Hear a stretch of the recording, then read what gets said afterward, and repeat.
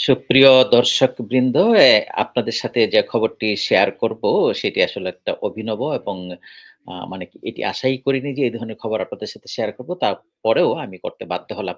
আজকে চমৎকার একটি দিন বাংলাদেশের জন্য শুভ নববর্ষ আপনাদের সবাইকে থাকলো এবং দীর্ঘদিন পর আসলে বাংলাদেশের ঐতিহ্য এবং কৃষ্টি বা সংস্কৃতির সাথে মিল রেখে আনন্দ শোভাযাত্রা নামে যে এই যে শুভ নববর্ষটি শুরু হলো সেটি আসলেও আমরা এক্কেবারেই মানে আনন্দ সহকারে এই দিনটি প্রত্যক্ষ করলাম।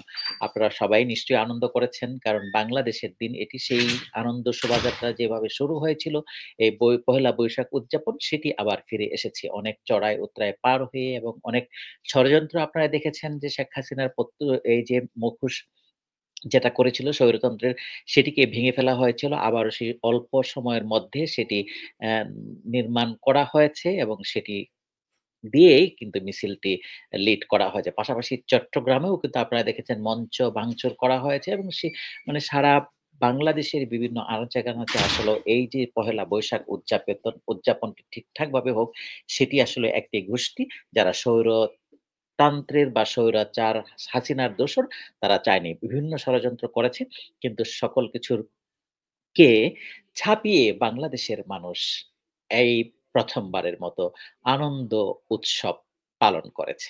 এটিই যেন বাংলাদেশের নতুন বাংলাদেশের উৎসব হয় প্রত্যেক বছর নববর্ষের উৎসব সেটির আমরা দেখতে চাইবো এবং এই যে স্বৈরতন্ত্রের যে মুখাবব কিংবা যে ধরনের প্রতীকী আজকে উদযাপন করা হলো, সেটি যেন বাংলাদেশের ইতিহাস হয়ে থাকে এবং আর কোনো স্বৈর শাসকের যেন এই ধরনের মুখা তৈরি করতে না হয়, সেই ধরনের প্রত্যাশা আমাদের থাকবে। কিন্তু আজকে এরকম একটি দিনে আমি যে খবরটি শেয়ার করব আপনারা ইতিমধ্যেই সেটি দেখেছেন। চলুন আপনাদের সাথে সেটি দেখে আসি। ১ম আলোর যে এই যে অকাজ যেটাকে আমরা বলব, সেটি চলুন আপনাদেরকে দেখিয়ে খবরটি পড়ে তারপরে আমরা কথা বলছি। আপনারা দেখেছেন যে কালের কণ্ঠ একটি খবর ছাপিয়েছে সেটি হলো যে ১ম আলোকে জাতির কাছে ক্ষমা চাইতে হবে জামায়াতের আমির বলেছেন। সেটি কি খবর আপনারা যারা পড়েছেন ইতিমধ্যে তারা তো উম পড়েছেন। আর যারা পড়েননি তারা চমকে যাবেন এই খবরটি পড়ে। সেটি হলো যে ১ম আলোকে জাতির কাছে ক্ষমা চাইতে বললেন বাংলাদেশ জামাতে ইসলামের আমির ডাক্তার শফিকুর রহমান। তিনি বলেন, "প্রথম আলো ঈদের মতো একটি পবিত্র ইবাদতকেও কটাক্ষ করতে দ্বিধা করে নাই।"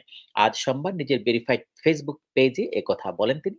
ডাক্তার শফিকুর রহমান লিখেন, "প্রথম আলোর ঈদ শুভেচ্ছা কার্টুনের কুকুরের ছবি। এ কেমন অদ্ভুত আচরণ! প্রথম আলোর গত ৩০ মার্চের পত্রিকায় ঈদ শুভেচ্ছার কার্টুন কুকুরের ছবি ব্যবহার করা হয়েছে।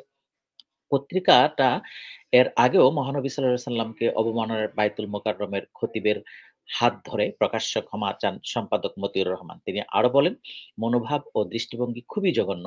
প্রথম আলোর ঈদের মতো একটি পবিত্র ইবাদতকেও কটাক্ষ করতে দ্বিধা করে নাই। তা অবশ্যই প্রত্যাহার করতে হবে এবং জাতির কাছে ক্ষমা চাইতে হবে।" আপনারা দেখুন যে এই যে এখানে দেখা যাচ্ছে সেই কার্টুনটি আমি আপনাদেরকে দেখাতে চাই যে সেই কার্টুনটিতে দেখুন ঈদ মোবারক লেখা আছে। বাচ্চারা খুশি করছে সবকিছু ঠিক আছে। পাশে একটি কুকুরের ছবি দেয়া আছে। এই যে লাল গোলাকৃতি করে দেওয়া হয়েছে। গত ৩০শে মার্চ ১ম আলোর পত্রিকায় ঈদ শুভেচ্ছা কার্টুনের কুকুরের ছবি। পরে এটি নিয়ে শুরু হয় সমালোচনা। এই কুকুরের ছবি দেওয়ার দেশে আলেম সমাজ সহ সাধারণ মানুষের তীব্র নিন্দা জানাচ্ছে। এই খবরটি দর্শক আপনাদের সাথে আমাদের আ আমার ছিল।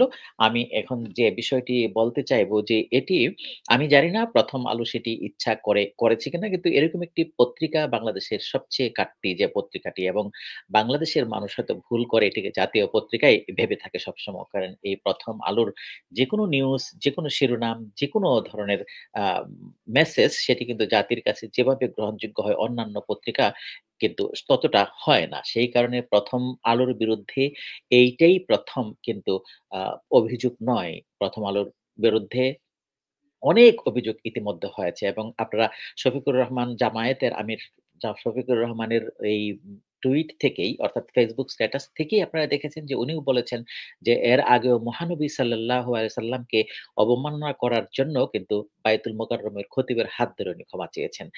তারপরেও উনার এই যে ঈদ শুভেচ্ছার মতো গুরুত্বপূর্ণ একটি আ শুভেচ্ছা ১ম আলোর পক্ষ থেকে দেওয়া হবে, সেই জায়গাটায় তারা সচেতনভাবে নিশ্চয়ই এই ঈদ কার্ডটি এটি খুব সাধারণ খেলনা কোনো কার্ডটি না যে তারা ৫ মিনিটে কেউ কোনো কার্টুনিস্ট আঁকিয়ে সেটি দেওয়া হয়েছে। সেটি অত্যন্ত সচেতনভাবেই সিলেক্ট করা হয়েছে। সেই কারণে এই বিষয়টা খতিয়ে দেখা দরকার যে এই ধরনের যে মুসলিমদের এটাকে অনেকেই তো এখন বলছে ধর্মীয় অবমাননা। আমি সেই বিষয়টাকে ওভাবে ব্যাখ্যা করতে চাই না। কিন্তু যেহেতু জামায়াতের আমির সেটি নজরে আনলেন এবং বাংলাদেশের আলেম সমাজের এটি চোখ এড়িয়ে যেতে পারেনি, সেটি তারা ধরেছেন। সেই ক্ষেত্রে এই বিষয়টায় বাংলাদেশের মানুষ এবং সরকার তো অবশ্যই খতিয়ে দেখবে এবং ১ম আলো নিজস্ব তার অবস্থান থেকে এই ব্যাখ্যাটি দিবেন। কেন উনি এই কুকুরের ছবিটি আনলেন? বাংলাদেশে গরু, ছাগল আছে, হাঁস, মুরগি আছে। কত ধরনের প্রাণী রয়েছে, পশু রয়েছে সেগুলো নিয়ে করে উনি কুকুরটা নিয়ে আসলেন কেন?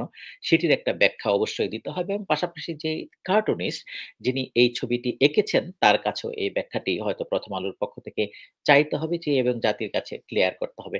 আমি শুধু এটিই বলতে চাইবো আসলে বাংলাদেশের এই যে নতুন বাংলাদেশ, এই নতুন বাংলাদেশের কথা আমরা বলছি, নতুন বাংলাদেশকে স্থিতিশীল নিরাপদ বাংলাদেশ আমরা দেখতে চাই।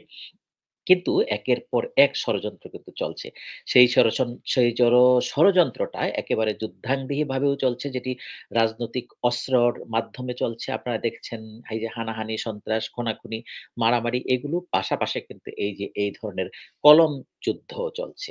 বাংলাদেশের ও সংস্কৃতির কে অন্য কোনো সংস্কৃতি গ্রাস করার জন্য যে ধরনের বুদ্ধিভিত্তিক এই যে আ কি বলবো এটাকে আ বুদ্ধিভিত্তিক চালাকি, চতুরতা দরকার সেটিও কিন্তু এই ১ম আলোদের মতো পত্রিকার মাধ্যমে করে যাচ্ছে এই বাংলাদেশে এবং আপনারা দেখেছেন যে এই ১ম আলো কিংবা ছায়ানট তারা কিভাবে বাংলাদেশের পহেলা বৈশাখকে অন্যরকম একটা মাত্রা দিয়েছিল যেটি আসলে বাংলাদেশের আ কোনো ইতিহাস ঐতিহ্যের অংশ হিসাবে সেটি আ মনেই হতো না। মনে হতো সেটি বোধহয় আমরা কোনো পূজা পার্বণ কিংবা কলকাতার কোনো একটা করছি।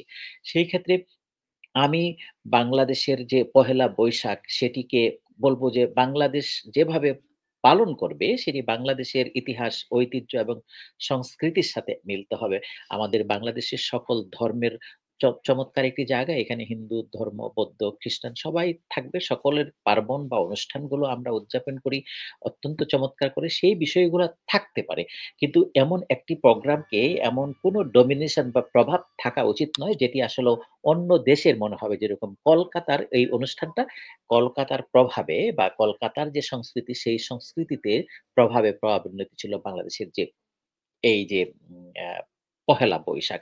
সেই কারণে আমি এবার অত্যন্ত খুশি হয়েছি যে এই যে নামটি পরিবর্তন হয়েছে সেই নামের আনন্দ শোভাযাত্রা হিসেবে বাংলাদেশে যাত্রা করেছে। সুন্দর, সুন্দর মুখোশ বা মুখাবব দেখেছি এবং সেইগুলা বাংলাদেশের মানুষের আ আ চোখকে হয়তো আলাদা রকম শান্তি এবং আরাম দিয়েছে। সেই কারণে আমি বলব বাংলাদেশকে এই যে বুদ্ধিভিত্তিক যে সমস্ত ইয়া উম কুসংস্কৃতি বা অপসংস্কৃতির চাপিয়ে দেওয়ার যে চেষ্টা করা হয়, সেগুলোর দিকেও আস্তে, আস্তে খতিয়ে দেখা হবে এবং ১ম আলোর বিরুদ্ধে যে অভিযোগটি এসছে, ডেফিনিটলি এটি তাদের পক্ষ থেকে একটি ব্যাখ্যা নিশ্চয়ই আসবে। আমরা সেই পর্যন্ত অপেক্ষা করতে থাকি এবং বাংলাদেশ আসলে কিভাবে এটির মধ্যে প্রতিক্রিয়া জানাবে, আমি জানি না। আপনাদের কাছে কেমন লাগলো বিষয়টি? আমি একটু অবাক হয়েছি যে এরকম একটি ঈদ শুভেচ্ছা বার্তায় কুকুরের ছবি ব্যবহার করেছে। কুকুরকে আমি খারাপ দেখছি না। আমরা ইউরোপ, আমেরিকাতে থাকি। এই সমস্ত দেশগুলাতে কুকুর অত্যন্ত রকম চমৎকার একটি প্রাণী। কিন্তু বাংলাদেশের সমাজে মুসলিমদের কাছে একটু ডিফারেন্ট ওয়ে তে কুকুরকে কিন্তু আ ট্রিট করা হয় এবং সেই কারণে এই বিষয়টাকে ঈদের মতো এরকম সেনসিটিভ শুভেচ্ছা বার্তায় ব্যবহার না করলেই হয়তো ভালো হতো। ধন্যবাদ আপনাদেরকে। ভালো থাকার আপনারা সবাই মতামত জানাতে পারেন।